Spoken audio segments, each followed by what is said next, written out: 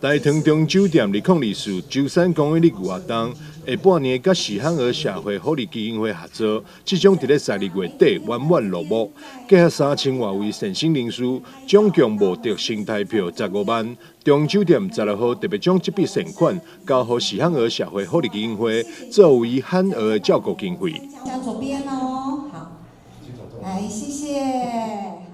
台糖长荣酒店在台南已经21年了，明年就是第21年。那每一年我们会选2个社会福利单位来提出我们的爱心公益日的活动。这部分当然是因为台糖长荣酒店，台糖是业主，长荣是经营团队，这2大社会最大的企业，我们希望说用爱造福社会，取之社会，用之于社会。尤其台糖长荣酒店在台南这边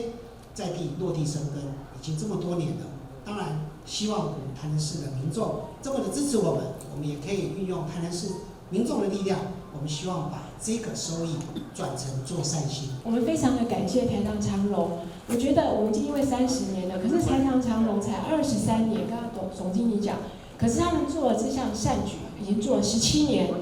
记得我们承办人说，一件简单的事情，如果能够持续的做，不断的做，它就是一件不简单的事情。所以，我们是不是给台糖长荣一个最棒的鼓励，好不好？谢谢他们给我们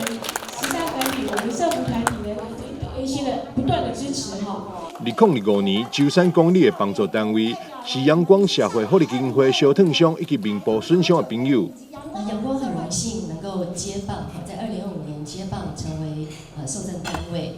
那我们的这份资源呢，将用于南区中心的烧伤和眼损朋友的身心理重建服务计划。希望有各位以及社会大众的支持，能够让我们的朋友，我们的烧伤眼损朋友，更早日从生命的谷底能够回到日常，重见阳光。我们照顾弱势团体跟我们社福机构是我们台南市政府社会局的责任，但是碍于呢有相当多的法规法令，也碍于呢许多预算，所以呢其实我们社会局在某些行动上呢，其实行动力它比较不充足，所以呢我们需要有公私协力，我们需要呢有我们更多的企业可以呢来付出行动、付出资源，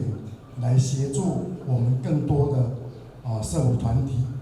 大塘中英酒店总经理陈彦明表示，透过舟山公益日活动，希望会当带动更多人响应善款募集，支持更多需要帮助的人，借社会大众力量，将关怀化为实际行动。记者张世伟采访报道。